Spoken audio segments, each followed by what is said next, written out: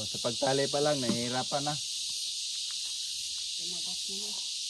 Kinagat na niya yung tali. Sa pura.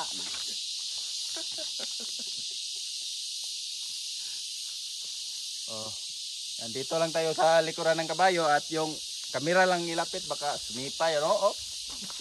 Nag-action ba ya?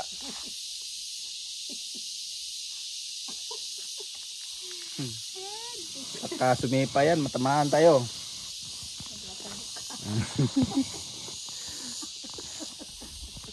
Parang suntok ni Pacquiao. Talakas. Malaki talaga yung tulong sa mga bukid-bukid ang mga kabayo, mga kaboylangoy. O kapag nagkakaryada ng mga mabibigat. Ito yung karamihan dito sa amin sa bundok, yung hanap buhay. Kabayo kung sa sa may highway, ito yung tinatawag na tricycle. O pero mas malaki ang kita sa kabayo kapag araw-araw may harvest.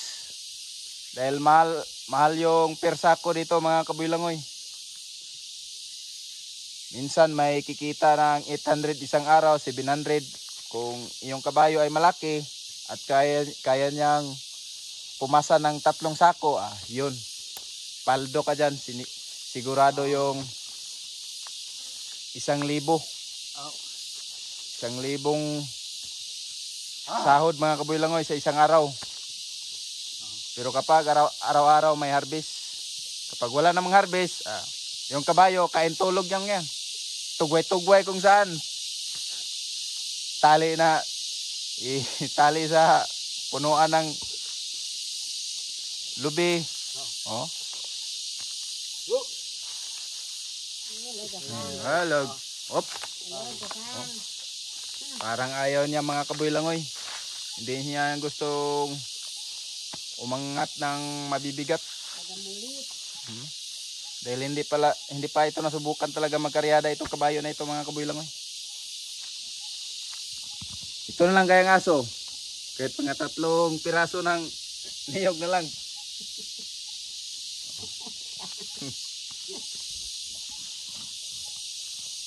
Op.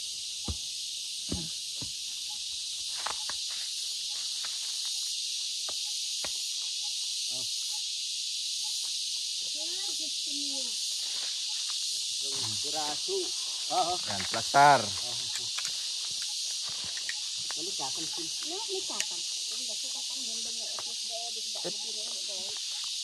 Oh, yung mga talong dito hindi tumubo. Hinakot ng mga yung mga ants na tinatawag namin na hakot-hakot.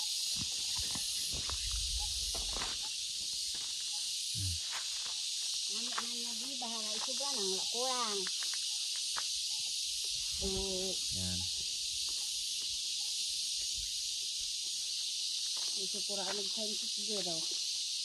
Lagyan muna ng lubid. Ito yung gagamitin sa sa mga sako. Diyan itatali yung sako at ikakabit diyan sa unsana.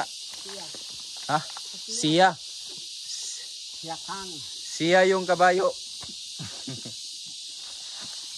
Alibogi. Yan. O diyan lang itinali. Yan. At susukatin yung kanyang mga layo kung gaano kalayo.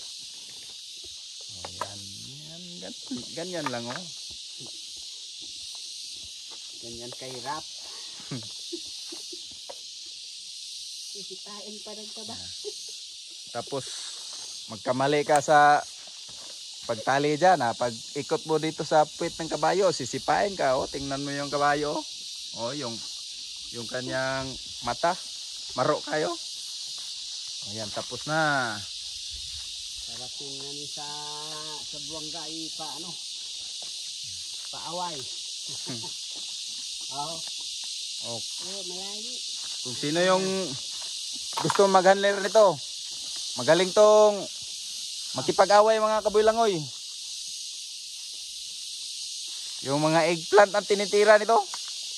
Pero hindi ko pa nakita itong tuong laro. Nag-aaway mga kabuilangoy. Sa mga totoong laro, hindi pa. Oh, tingnan mo yung kabayo. Yan. Yan, hinati na. Dapat pantay. Sisipain ka. Sisipain ka yan, agoy.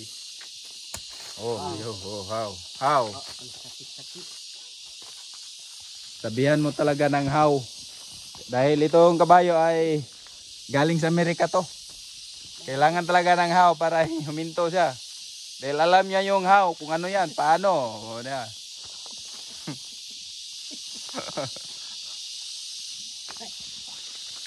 How, paano kapag sinipa? Sigurado, masakit.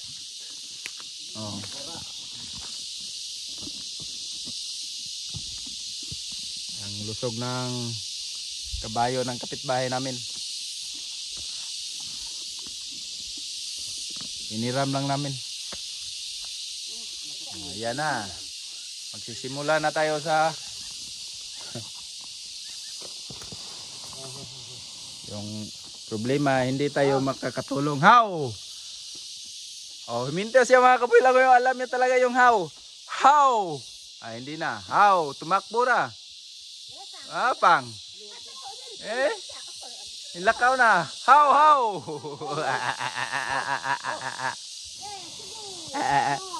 Ayun na mga kabuilang. Tumakbo na yung kabayo.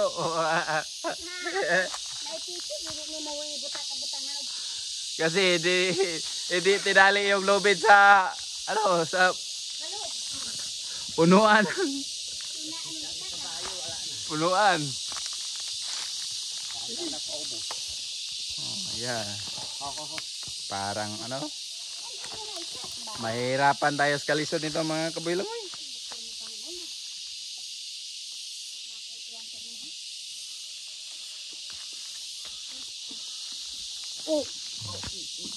Yan o. May kinain siya ng mais. Kanyang bibig nagabula-bula. Hi horse.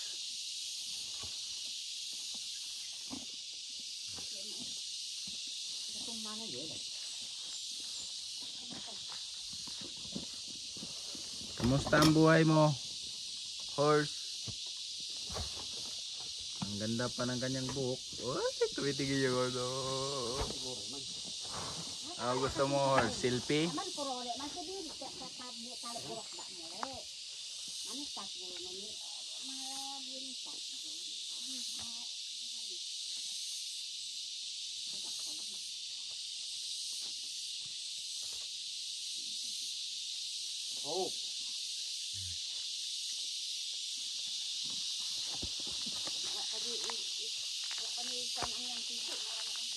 Pero mag-ingat pa rin tayo sa kabayo na hindi pa natin kabisado mga kabuilangoy. Dahil nanuntok din yang kabayo, marunong yang manuntok. Kung dyan ka sa kanyang uluhan, marunong yang sumuntok. Pag doon ka sa likod, marunong din yang sumipa. Kaya dito na lang tayo sa giliran. Ayun. Gusto niyang tumira sa loob ng bahay kubo.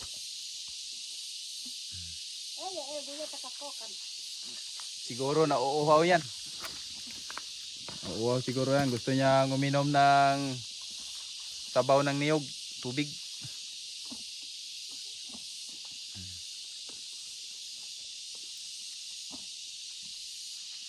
Yan. Yung mga rambutan dito, malapit na itong mamumunga. Malapit na, mga 3 buwan pa. Yan. Yan. Umalis na naman yung kabayo. Tabuok ang kabayo. Pang.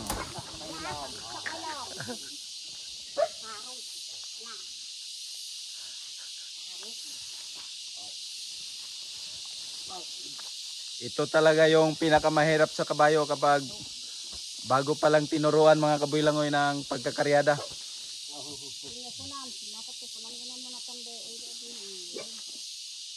Talagang malikot yung kabayo. Wala ani sa likutan ani. Parang nagtaturaan siya sa ko na yun. Nambili ko din bukan to, namin ba ko. Ano na yan eh? Gusto ka isa ni. Pagbat ayer ang term.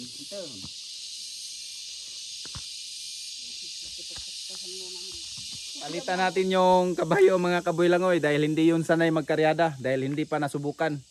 O, katulad kanina, gumalaw siya dahil nga nakatali. Ayun, naputol yung itinali sa baykubo. Buti na lang yung baykubo kahit na gumagalaw ay hindi nasira o matibay. Kahit na buyo-buyo lang yung mga kahoy ng baykubo. O, palitan natin ng kabayo. Palitan natin yung kabayo, yung sanay magkaryada.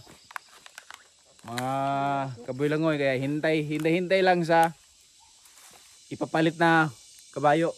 Kung anong kulay mga kabuilangoy. Ay bukit. Kung meron na akong kabayo, dyan na siguro ako marunong magkaryada mga kabuilangoy. O, kung meron na akong kabayo. Kasi walang pambili ng kabayo dahil natigil sa pagbablog. Baka meron kayo dyan. Kahit konti man lang pangbili ng kabayo. O. Yan o.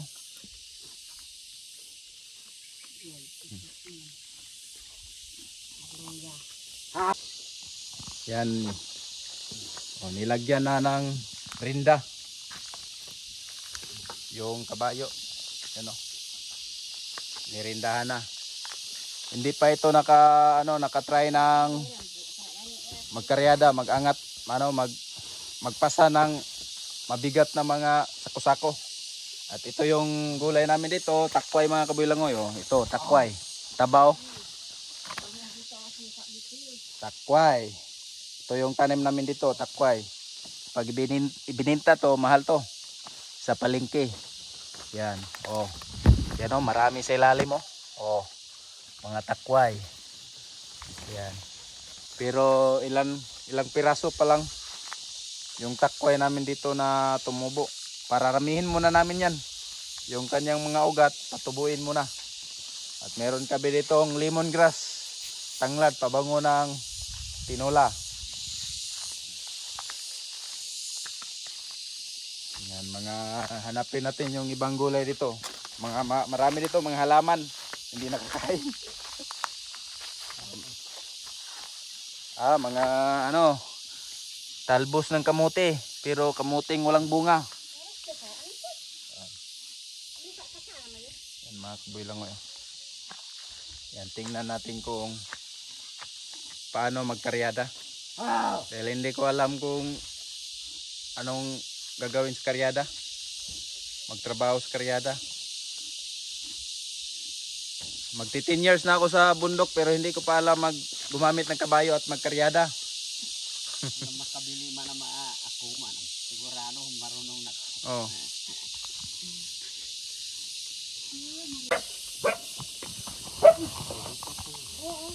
Yan, nandito na tayo sa bahay kubo mga kabuilangoy at merong kabayo dahil kakaryadahin namin yung mga niyog na kukuprasin namin o ibibinter ang buo mga kabuilangoy. Nandito na tayo sa bahay kubo. Ang halaman dito ay sari-sari pero kunti lang gulay, marami yung halaman. Yan yung kabayo ng kapitbahay namin. Nulman lang namin yan mga kabuilangoy dahil wala kaming kabayo. Pangbili ng kabayo wala, kaya kung meron kayo dyan, ibigay nyo na yung kabayo nyo. Kundi yung kalabaw.